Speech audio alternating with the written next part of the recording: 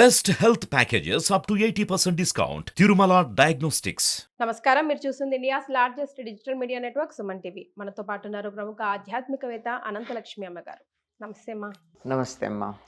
అమ్మా, self motivation ఈ రోజులో చాలా ఇంపార్టెంట్. ఎవరైనా కానీ ఆడ మగ, ఇంట్లో పనిచేసే వాళ్ళు కానివ్వండి, ఇంట్లో ఉండే వాళ్ళు కానీ, who are it may be. So ఎప్పటికప్పుడు మనల్ని మనం సెల్ఫ్ మోటివేట్ చేసుకుంటూ ఉత్సాహంగా ఉల్లాసంగా ఉంటూ ఎట్లా చీరప్ అయ్యేది ఈ రోజుల్లో నాకు అది ఎప్పుడున్నా అవసరమేనమ్మా.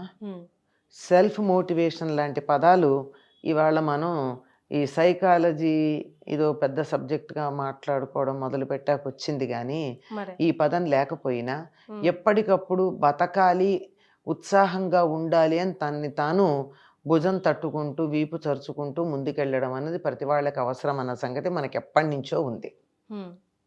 ఎప్పుడూ ఎవరూ నీరసంగా ఉండకూడదు, అందరూ ఉత్సాహంగా ఉండాలి అని చెప్తూ ఈడుపు కాళ్ళు ఏడుపు మొహం ఇంటికి దరిద్రం అవి మానేసి ఉత్సాహంగా ఉండమని చెప్పేవాళ్ళు పూర్వం.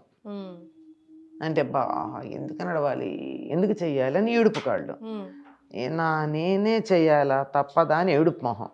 ఈ రెండు ఉండకూడదు, ఉత్సాహంగా ఉండాలి. అంటే బ్రతకడం మీద ఉత్సాహం ఉన్న వాళ్ళకి సెల్ఫ్ మోటిఫికేషన్ ఉంటుందమ్మా. ఈ కాలంలో చాలామందికి అది కొంచెం తగ్గిందని చెప్పాలి. పూర్వం ఉండేది కాదు. జీవితంలో ఎన్ని కష్టాలు రాని బతకాలి అనేటటువంటి ఒక ఇది ఉండేది, కోరిక ఉండేది లోపల. అసలు ప్రతి జీవికి ఉండేటటువంటి లోపల నుంచి ఉండేటటువంటి ఒక సహజాతం ఇన్స్టింక్ట్ ఏంటంటే టు లివ్, బతకాలి అని. ఈ మధ్య అనేక కారణాలు చాలా ఉన్నాయి, అవి చర్చించడానికి చాలా పెద్ద విషయం. అనేక కారణాలుగా జీవితం మీద ఇష్టం కోల్పోతున్నారు. ఎందుకు బతకాలి, ఎప్పుడు బతికినా ఇంతే కదా, ఇది మత వేదాంతాలు ఇవన్నీ, ఎన్నాళ్ళు బతికినా చేసేదేముంది అని. దీనికి ఇలాంటి నెగిటివ్ థింకింగ్ ఏదైతుందో మనిషిని కుంగదీసేది, డిప్రెషన్ అంటారు. కుంగుబాటుకు లోన్ చేసేది ఏదైతే మానసికంగా కుంగిపోవడం, వేదన పడడం ఏదైతే ఉందో దాని నుండి బయటపడటం కోసమే మీరు అడిగినటువంటి ప్రశ్న ఇక్కడ. సెల్ఫ్ మోటివేషన్ అంటే తనని తాను ఉత్సాహంగా ఉండడానికి తన భుజం తను తట్టుకోవడం. ఎవరు తట్టరమ్మా, గుర్తుపెట్టుకోవాలి. ఒక్క సంగతి గుర్తుపెట్టుకోవాలి, ప్రపంచంలో ప్రతి వాళ్ళకి వాళ్ళ జీవితం తప్ప పక్క వాళ్ళ గురించి ఆలోచించే తీరిక ఓపిక లేదు, అవసరం లేదనుకునేటటువంటి వాతావరణంలో ఉన్నాం. ఒకప్పుడైతే ఒక కుటుంబ సభ్యులు కానీ, మిత్రులు కానీ, ఒక గ్రామస్తులు కానీ అందరం కలిసికట్టుగా ఉందాం అనుకుని ఎవరన్నా కొద్దిగా దిగులుగా ఉన్నట్టయితే అందరూ వాళ్ళని ప్రోత్సహించడానికి రకరకాల కార్యక్రమాలు చేపట్టేవారు. ప్రస్తుతం అది లేదు. అందువల్ల మనమే ఉత్సాహపరుచుకోవాలి. దీనికి ఒక చక్కని ఉదాహరణ చెప్తానమ్మా నేను. శకుంతల దుష్యంతుడు ఆస్థానానికి వెళ్ళింది. గాంధర్వ విధిని పెళ్లి చేసేసుకుంటానన్నాడు. అంటే సరేనంది. దానికి కూడా చాలా ఒక కండిషన్ పెట్టింది. అతను కూడా ఈవిడిని ఆకర్షించడానికి రాజులకు గాంధర్వ ఇది అది ఇది అని చాలా చెప్తాడు. సరే, అయినా సరే నాకు పుట్టబోయే కొడుక్కి చక్రవర్తిత్వం ఇస్తానంటే నేను అంగీకరిస్తానంది. సరేనన్నాడు. వెడుతూ నీకు మంచి రాచ మర్యాదలతో ఒక పట్ట ప్రాణిని తీసుకొచ్చేట్టుగా ఏర్పాట్లు చేస్తానన్నాడు. అంతే సంగతులు. 12 ఏళ్ళు అయిపోయినాయి. ఈ లోపల కొడుకు పుట్టాడు, వాడు పెద్దవాడయ్యాడు, వాడికి వయసు వచ్చింది. తండ్రి అంటాడు, నువ్వు వెళ్ళమ్మా, నీ కొడుకు కణ్వ మహర్షి, నీ కొడుకుకి పట్టాభిషేకం చేయించుకునే వయసు వచ్చింది కనుక నీ కోరిక అదే కనుక నువ్వు వెళ్ళమంటాడు. వెడితే అసలు ఎక్కడ గుర్తుపట్టినట్టు చూడలేదు. అర్థమైపోయింది ఆవిడికి, వీడు గుర్తుపట్టట్లేదు. మర్చిపోయిన వాడికి గుర్తు చేస్తాం కానీ నటిస్తున్న వాడికి ఏం చేస్తామంటే అయినా సరే ఎందుకుని మాట్లాడింది వాడు, ఈవిడ మాట్లాడింది అతను వాదించాడు. రకరకాల మాటలైనాయి. చివరికి ఎందుకు వచ్చింది, నీకు లాభం లేదు, వెళ్ళు అన్నాడు. ఇలా అబద్ధాలు ఆడడం అలవాటు అయిపోయింది, వెళ్ళిపోమన్నాడు. అప్పుడు ఆవిడకి దుఃఖం వచ్చింది. పుట్టిన నాడే పుట్టంగానే తల్లి తండ్రి వదిలేశారు, ఇవాళ భర్త కూడా వదిలేస్తున్నాడు, నా జీవితం ఏమిటి, ఇదే కదా డిప్రెషన్కి కారణం అని అనుకుంది. అనుకోగానే దుఃఖం వచ్చింది. దుఃఖం వస్తే తన కంటి నీరు ఇంకోళ్ళు చూసిస్తే అది ఓడిపోయినట్టు. ఓడిపోయిన వాళ్ళే ఏడుస్తారు, ఎదుటి వాళ్ళకి కనపడకూడదు. అందుకని ఏం చేసింది, తల ఉంచుకుని కళ్ళల్లో వచ్చిన నీళ్లు కళ్ళల్లోనే ఉండిపోయేటట్టు కిందకి రాకుండా గట్టిగా అదిమిందట. గుడ్ల నీరు గుడ్లకు కుక్కుకోవడం అంటారే, బయటికి పడకూడదు. ఒక చుక్క నీరు కనపడిందంటే ఏడిచారంటే ఓడిపోయారనే. అందుకని అప్పుడు ఇంకేదైనా సరే నేను ఈ కొడుకుని పెద్దవాడిని చెయ్యాలి అని నిశ్చయం చేసుకుని చెట్టు చివరికి అనాల్సిన మాటలు అనేది చాలా భయంకరంగా ఉంటుంది. అంత ధైర్యం తెచ్చుకుందిగా, మరి ఆ మాట అనగానే అప్పుడు ఆ శరీరవాణి పలుకుతుంది, ఈ శకుంతల మహాదేవి పతివ్రత, దుష్యంతుడే అబద్ధం ఆడుతున్నాడు, ఇతడు దుష్యంతుడు కొడుకే అని చెప్తుంది. సరే, అదంతా కథ అయింది. ఇక్కడ ప్రధానం ఏమిటంటే తన కంటి నీరు ఇతరులు చూడకూడదు అనేటటువంటి ఒకానొక నిశ్చయం. అలాగే ద్రౌపది కూడా బాధపడుతున్నప్పుడు తన ముఖం మీద గుడ్డ వేసుకుందే కానీ ఇతరులకు తన బాధ కనపడనీయలేదు.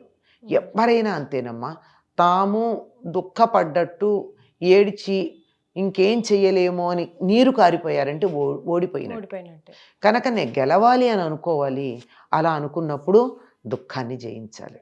గెలవాలనే సంకల్పం రావాలిగా. ముందు మీరు అన్నట్టు గెలవాలని వస్తే ఇవన్నీ చేస్తారు. ఆ సంకల్పం రావాలిగా. అప్పుడు జీవితం అంటే ఏమిటి, ఎందుకు బతుకుతున్నాం అన్న దాన్ని అర్థం చేసుకుంటే తెలుస్తుంది. ఎందుకు బతుకుతున్నాం? బతకటం కోసం బతుకుతున్నాం.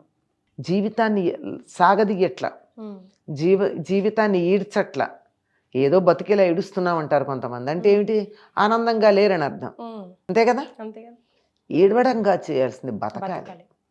అంచేత ఆ రకంగా ఎందుకు పుట్టాము, ఎందుకు బతుకుతున్నాము అన్నది అర్థం చేసుకున్నప్పుడు తమని తాము మోటివేట్ చేసుకోగలుగుతారు.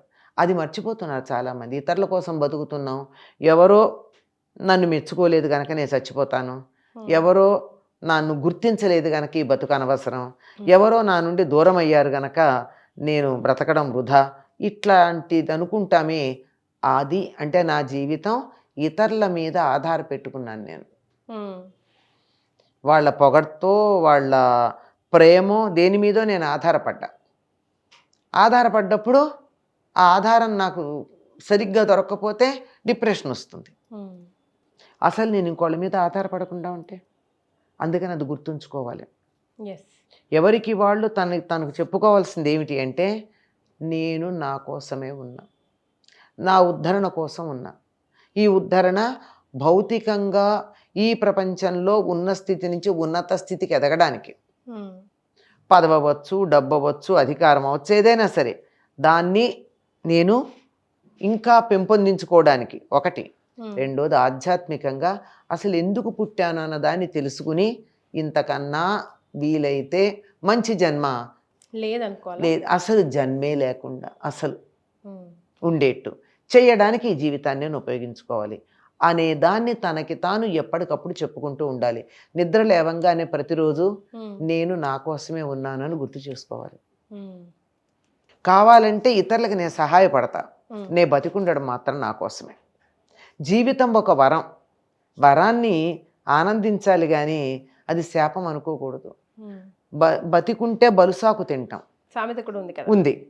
తర్వాత ఎప్పుడో ఒకప్పుడు బతికుంటే భవిష్యత్తులో ఏదో ఒక శుభాన్ని చూస్తాం.